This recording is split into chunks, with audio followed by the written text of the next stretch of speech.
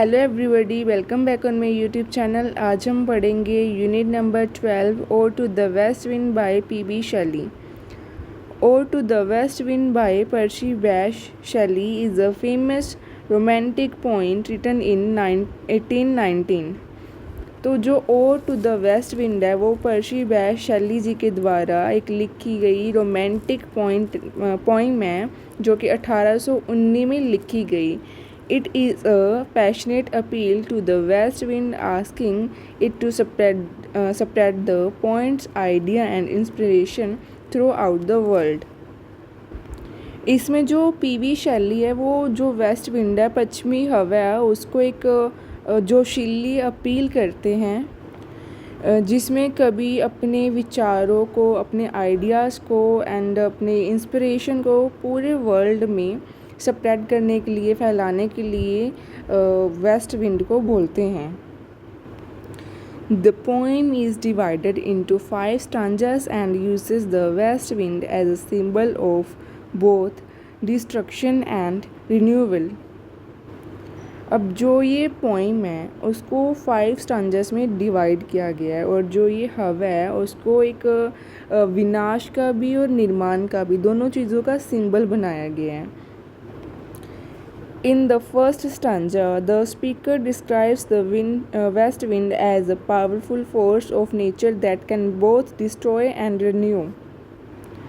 तो अभी जो ये फर्स्ट स्टांजा है उसमें जो स्पीकर है वो ये डिस्क्राइब करता है कि जो पश्चिमी हवा है, वेस्ट विंड है, वो इतनी ज़्यादा पावरफुल है और जिसकी थ्रू वो अपनी जो नेचर है उसको डिस्ट्रॉय भी कर सकती है और उसको एक नई शुरुआत भी दे सकती है। The wind is likened to a world spirit that sweeps through the world, crying away leaves, dead branches and other debris. तो जो हवा है उसको जंगली आत्मा बोला गया है। तो वाइल्ड स्पिरिट है ना, उसका मतलब है जंगली आत्मा। That sweeps through the earth means कि जो अर्थ है, धरती है, उस पर बहती है। और जो ये हवा है वो पत्तों, सूखी टहनी और कचरा जो उन सभी को उड़ा के ले जाती है। The poet compares the wind's power to the forces of life and death. जो भी कवि है, जो पॉइंट है, वो विंड को, जो विंड की पावर है, उसकी जो फोर्स है उसको कंपेयर करता है लाइफ और डेथ से। जो लाइफ और डेथ की शक्ति है ना, उससे कंपेयर करता है वो विंड की पावर को। The wind has the ability to stir up a storm which causes destruction but also clears the way for new growth. जो हवा है वो तूफ़ान ला सकती है, जो विनाश है मतलब उसको करता है, विनाश करता है। तो ये तो नेचुरल है ना, अगर तूफ़ान आएगा तो कोई ना कोई चीज़ तो डिस्ट्रॉय होएगी ना। तो जो तूफ़ान है वो कोई ना कोई चीज़ को नष्ट करता है, लेकिन नई उगती हुई चीज़ों के लिए भी ये जगह बनाता है। The point calls the wind a breath of autumn's being because of how it acts during the autumn session, which is a time of both decay and change. कभी हवा को पतझड़ की सांस कहता है क्योंकि ये पतझड़ के मौसम में काम करती है और जो सडन और बदलाव दोनों का समय होता है।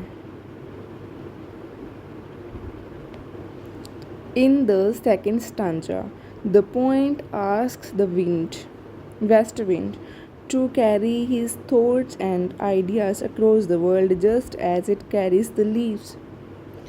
दूसरी स्टांजा में कभी जो वेस्ट विंड है उसको अपने विचारों को दुनिया भर में फैलाने के लिए कहता है, जैसे हवा अपने पत्ते को उड़ा ले जाती है।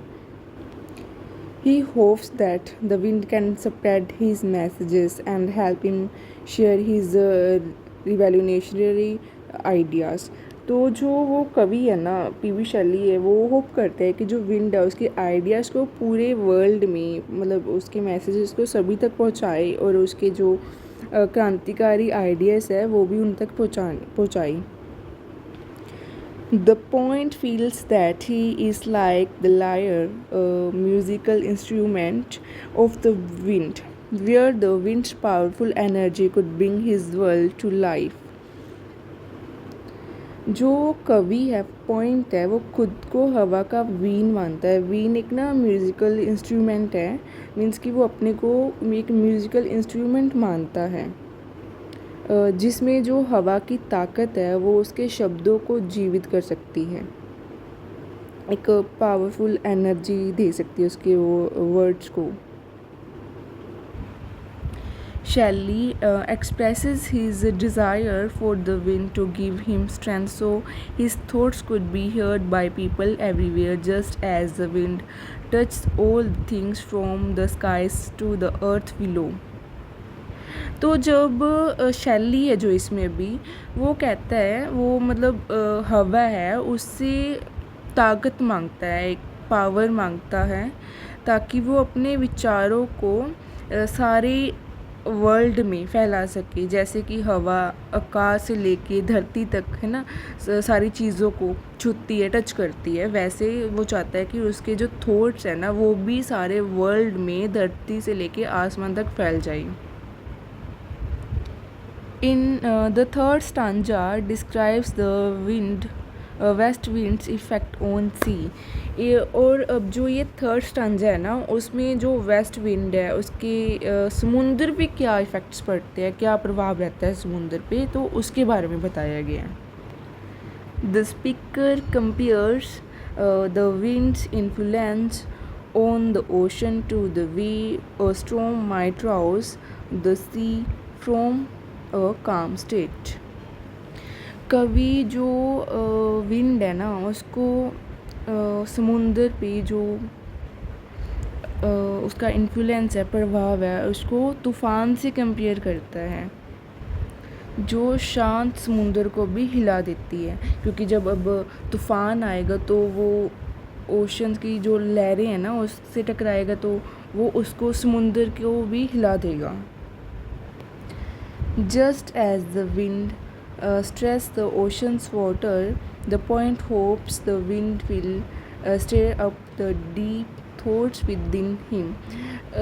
वो सोचता है कि जो कवि है ना, वो सोचता है कि जैसे विंड है ओशन के जो वाटर को उत्तेजित करता है ना, वो उसके अंदर के गहरे विचारों को भी वैसे ही जगाए। The speaker believes that this forceful energy can push him to find new truths as the storm shakes and changes the ocean's water. उसे लगता है कि जो ये ताकत है ना उसे नए सच को ढूंढने के लिए प्रेरित करेगी, जैसे तूफान समुद्र के पानी को हिलाकर बिल्कुल बदल देता है, बिल्कुल चेंज कर देता है। In the fourth stanza, the poet begins to speak of his own state of mind. तो फोर्थ स्टांजा में जो पॉइंट है वो अपनी मानसिक स्थिति में जो स्थिति है उसके बारे में बात करता है। He feels like he has lost his youthful energy, comparing himself to a dying man whose spirit is fading. वो फील करता है कि जो उसकी यूथफुल एनर्जी है ना वो मतलब ख़त्म हो रही है, वो लॉस्ट हो रही है, और वो अपने आप को एक मरता हुआ इंसान बता रहा है, जिसकी आत्मा धीरे धीरे कमज़ोर होती जा रही है। But just as the wind has the power to transform nature, he wants the wind to inspire him again. वो कहता है कि जैसे मतलब जो विंड है वो नेचर को ट्रांसफॉर्म करती है, वैसे ही विंड उसको भी फिर से इंस्पायर करे। He wants the west wind to fill him with new strength and creativity, to breathe life back into him like a trumpet summoning the dead to rise and fight once more. वह चाहता है कि जो waste wind है उसे नई ताकत और क्रिएटिविटी से भर दे, जैसे कि तरही जो मृतकों को झुकाकर फिर से लड़ने के लिए उठा देती है। He dreams of being a part of storm's power and finding a way to communicate his ideas with greater passion and impact. वह सपना देखता है कि तूफ़ान की ताकत का हिस्सा बने, कि वो एक जो स्टॉर्म है उसका पार्ट बने और अपने आइडियाज़ को और अपने जोश के साथ दुनिया तक ना अपने विचारों को, अपने आइडियाज़ को पहुंचा सके.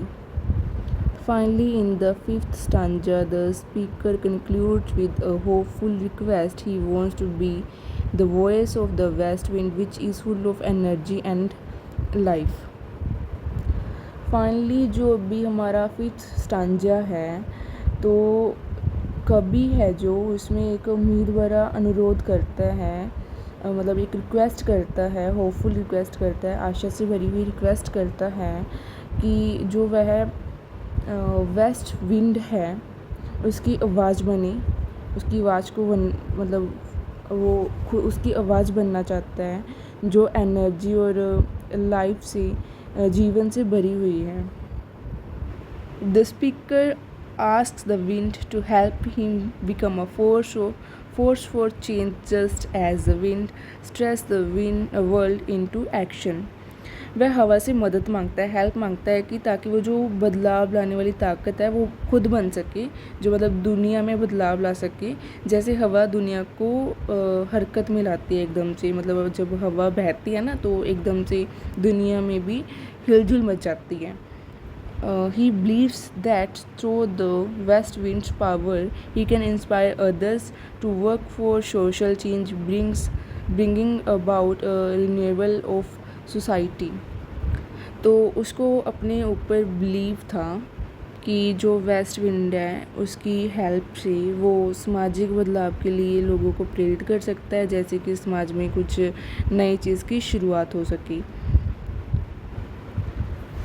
The poem ends on a note of hope, with the poet believing that the wind, symbolizing natural force and the strength of nature, can carry his message to the world.